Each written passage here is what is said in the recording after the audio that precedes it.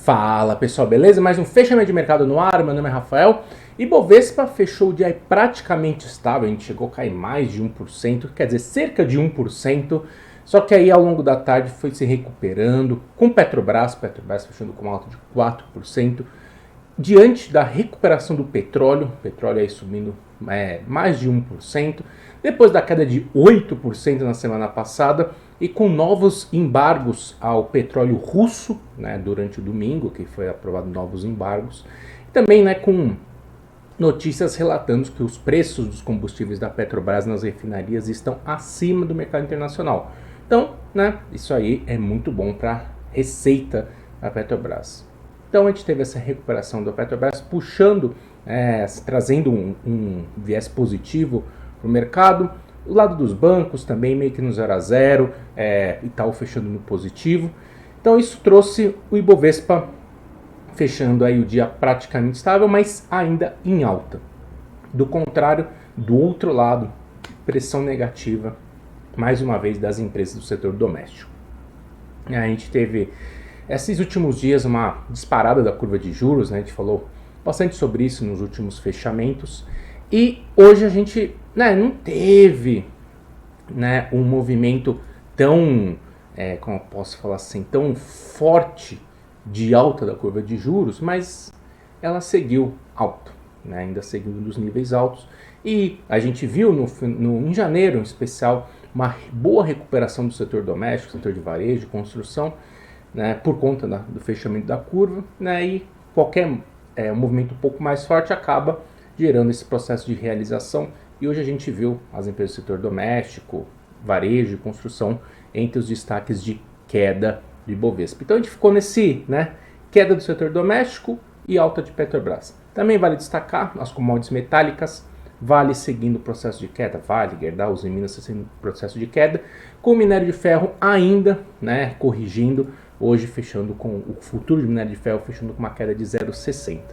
E ainda nesse processo de menor apetite por risco, se não fosse a Petrobras, olhando lá fora, S&P caindo 0,60, 0,70, em um dia marcado ainda refletindo o que aconteceu na sexta-feira. O relatório de emprego ficou muito acima do esperado e tirou,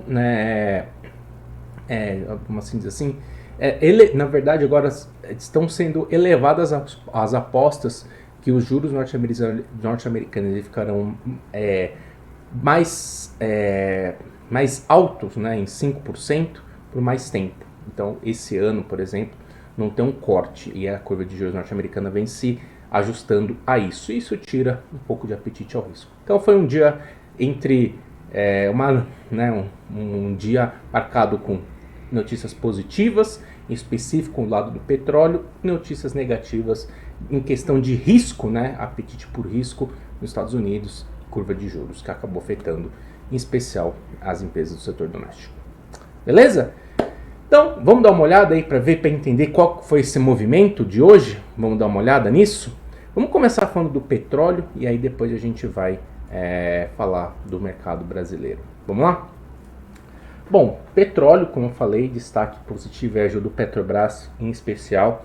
Voltou para a região dos 80, 75, que é uma faixa de suporte bem importante. Essa região aqui, 80 com 75, foi o fundo do ano passado. Então aqui a gente tem que ficar esperto. Aqui é o ponto onde o petróleo pode segurar, marcar um fundo e quem sabe ajudar nesse processo de recuperação, essas empresas do setor que caíram nesses últimos dias, Petrobras, Prio, 3R, entre outras, ajudar nesse processo de recuperação. Vai ser muito importante. A gente teve mais um embargo do petróleo russo no final de semana, no domingo. E aqui é um preço que, acredito eu, que o risco-retorno aqui está muito mais para compra do que para venda. O S&P corrigindo, mas nada que como assim dizer assim, não tira o brilho da tendência de alta de curtíssimo prazo. A gente só vai ver algum tipo de correção mais forte para o S&P abaixo dos 4.000 pontos, tá bom? Por aqui, o Ibovespa, como eu falei, chegou até cair 1%. E agora, fechando aí praticamente estável. Mas tem um ponto muito importante, né? Como na sexta-feira ele perdeu essa região dos 109 mil pontos, a tendência de alta de curtíssimo prazo foi anulada, né? Quer dizer, a tendência de alta de curtíssimo prazo foi anulada aqui, o viés de alta de curtíssimo prazo foi anulado. Então a gente entrou num processo de consolidação no curtíssimo prazo. Vamos ver, né? Teoricamente, aqui, né? Tá vendo? Que aqui era o ponto. Se a gente for traçar um suporte e tal, a gente está ainda. Não anulamos, né? A gente só vai anular de fato uma reversão desse cenário positivo abaixo dos 101 mil pontos, que a gente entra em tendência de baixa. Mas a gente perdeu um suporte importante, sim. Né? Então, se eventualmente o mercado segurar por aqui e voltar acima dos 109 mil pontos, aí a gente volta, a gente ajusta esse suporte. Né? Aí a gente, de fato, utiliza a mínima de hoje, que seria essa região aqui, ó, também, né, de novembro, né? Aí a gente utiliza ela como uma referência de suporte. Mas como perdeu na sexta-feira, então não tem como a gente ficar ajustando suporte atrás de suporte. Sem falar também, né, que a queda foi com bom volume na compra, na venda, e a recuperação foi com um fraco volume. Então vamos ver como é que vai ser. No curtíssimo prazo está bem confuso o mercado, bem confuso. No curto prazo está em tendência de lateral também. Não está fácil, né? Graficamente falando assim, o mercado não está muito fácil não. E se eventualmente confirmar esse candle e voltar acima dos 109 mil pontos, quem sabe a gente volta a ter algum tipo de esperança não, né? Expectativa de alta no curtíssimo prazo. Beleza? Bom, chama a atenção Petrobras, né, o destaque de alta, mais uma vez confirmou a força do suporte aqui dos R$24, então mantendo o seu viés de alta de curtíssimo prazo, né, não perdeu o último suporte, que no caso aqui o R$24, o Ibovespa no caso perdeu, né, tá vendo a diferença? E confirmou o candle de reversão, então nesse sentido, expectativa para voltar para R$27,50, R$28, lembrando, acima de R$21 o papel ainda segue em tendência de alta no curto prazo. Do outro lado, a Vale segue com o seu processo de queda. Hoje foi fechar o gap dos R$87, próximo da média móvel de 72. Então aqui é um ponto de suporte importante. Se você está vendido aqui, vale a pena pensar em parcial, zerar, enfim, qualquer coisa nesse sentido. Se você gosta da empresa, quer comprar empresas nesses níveis, essa é uma referência de suporte importante, tá? Setor financeiro, essa semana vai ser bem importante, que a gente tem bastante resultado, né, dos bancos, né? Na sexta a gente teve Santander, a gente vai ter Itaú, Bradesco, e hoje o destaque foi Bradesco, Bradesco não, Itaú, segurando mais uma vez na região aí dos R$24,80, R$25, que, né, esse aqui mantém o viés de alta de curtíssimo prazo, tá? Dos destaques negativos, né, a gente falou de Vale, mas chamou muita atenção o setor de construção, tá?